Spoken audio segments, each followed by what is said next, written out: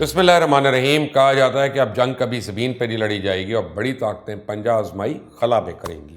تو اگر دیکھا جائے تو ایک جانب امریکہ اور اس کے اتحادی اور دوسری جانب چائنا اور رشیا جو خلا کو تسخیر کرنے میں لگے ہوئے ہیں.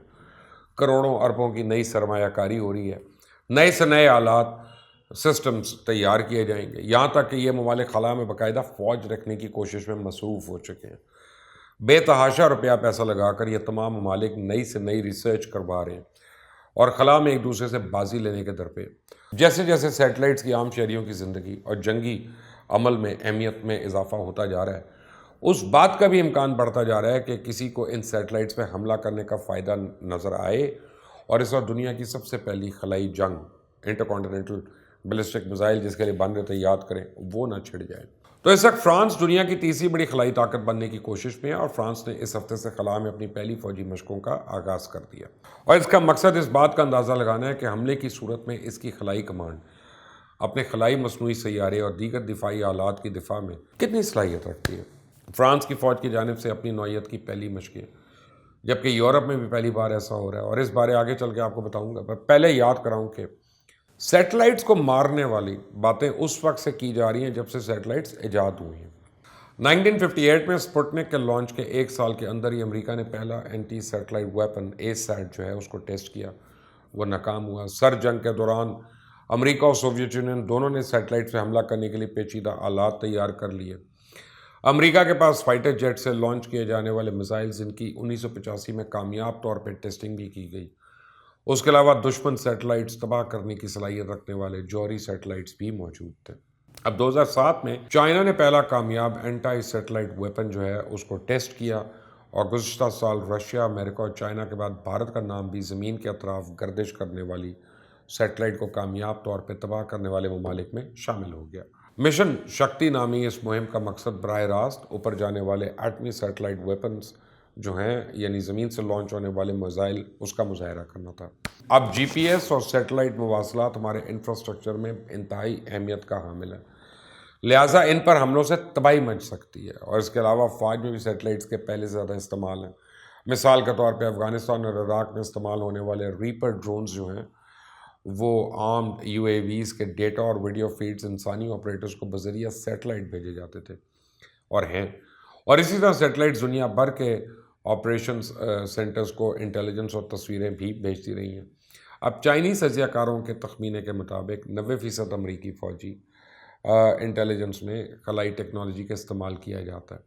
یہاں میں آپ کو بتا دوں کہ 2017 میں رشیا کی ایک جاسوس سیٹلائٹ کی اٹلی کی ایک سیٹلائٹ کی طرف بڑھ رہی تھی جسے فرانس سے خلا میں جاسوس کی کوشش سے تعبیر کیا، یعنی کہا انہوں نے. اور رشیا کی سیٹلائٹ نے ایتھن فیڈو سیٹلائٹ کے سگنلز کو روکنے کی کوشش کی. اسے اٹلی اور فرانس جیسے ممالک اپنے مواصلاتی نظام کے تحفظ کے لیے استعمال کرتے ہیں. اب گزشتہ برس امریکہ نے بھی رشیا پر ایک خفیہ اینٹی سیٹلائٹ ہتھیار کا خلا میں تجربہ کرنے کا الزام عائد کیا اور اسی لیے جو فرانس مشقیں کر رہا تھا اس میں بھی فرینچ فوجی ممکنہ طور پہ خطرناک خلائی آبجیکٹ کا مشاہدہ کرنے کے ساتھ ساتھ اپنی سیٹلائٹس کے لیے ایک ایسی بیرونی طاقت سے خطرہ محسوس کرے گی جو خلائی فوجی طاقت سے لیس ہو. اب خلا میں فوجی مشق کا منظر ایک ایسے ملک کے ساتھ بحران پر مبنی ہے جس کے پاس خلائی طاقت ہے اور دوسرا ملک وہ ہے جس کا فرانس کے ساتھ عسکری تعاون کا معاہدہ ہے. فرانس کی جانب سے ہونے والی ان خلائی مشقوں میں امریکہ کی خلائی فورس اور جرمنی کی خلائی ایجنسی بھی شریک ہیں. اور فرانس نے 2019 میں خلا سے متعلق اپنی اسپیس فورس کمانڈ کی بنیاد ڈالی. امکان ہے کہ 2025 تک خلا میں اس کے تقریباً 500 فوجی تعینات ہوں گے. کہا جا رہا ہے کہ آئندہ 6 برسوں کے دوران خلائی فوجی پروگرام میں سرمایہ کاری بھی تقریباً $5 ارب تک پہنچ جائے گی. فی الوقت اس پر امریکہ اور چائنا سب سے زیادہ پیسے خرچ کر رہے ہیں. اب فرانس کی وزیر دفاع فلورنس پارلی کا کہنا ہے کہ ہمارے اتحادی اور حریف خلا کو فوج سے لیس کر رہے ہیں، ہمیں بھی اس پر اقدام کرنے کی ضرورت ہے. فرانس اینٹی سیٹلائٹ لیزر ہتھیار بنانے کا منصوبہ رکھنے کے ساتھ ہی خلا میں نگرانی کرنے کی اپنی صلاحیت کو بھی بہتر بنانا چاہتا ہے اور اس کا خیال ہے کہ مستقبل میں خلا بھی زمین پر بسنے والی طاقتوں کے مابین تصادم کا ایک میگا تھیٹر بن سکتا ہے. اور یہاں میں آپ کو یاد کرا دوں کہ فرانس کچھ نیا نہیں کر رہا بلکہ ایسا محسوس ہوتا ہے کہ امریکہ کی پیروی میں ہی سب کچھ ہو رہا ہے. اور اس سے پہلے امریکہ نے خلا میں جنگ کرنے کے لیے تیاریاں شروع کر رکھی. اس سلسلے میں امریکہ نے 2 سال پہلے اسپیس فورس کے لیے ابتدائی تیاریاں تو شروع کر لیں اور اس وقت امریکن نائب صدر مائک پینس نے کہا تھا کہ نئے میدان جنگ کے لیے تیاری کا وقت آ گیا. اور یاد رہے اسپیس فورس کے قیام کا حکم امریکی صدر ڈونلڈ ٹرمپ نے دیا تھا اور کہا تھا ہم یہ برداشت نہیں کریں گے کہ چائنا اور رشیا ہم سے پہلے خلا میں ہوں، اور اس بار خلا پر صرف جھنڈا یا قدموں کے نشان نہیں چھوڑیں گے بلکہ خلا پہ قبضہ کریں گے. رشیا اور چائنا کو وہاں اپنے قدم جمانے نہیں دیں گے. ہم پر لازم ہے کہ خلا میں امریکہ کا غلبہ ہو. اب خلائی جنگ کے بارے میں بات کرنے والے لوگ اکثر یہی سمجھتے ہیں کہ ان میں سے ابھی بہت وقت ہے، اور اگر ایسا ہو بھی گیا تو اس سے وسیع پیمانے پہ پھر تباہی پہ پھیل سکتی ہے.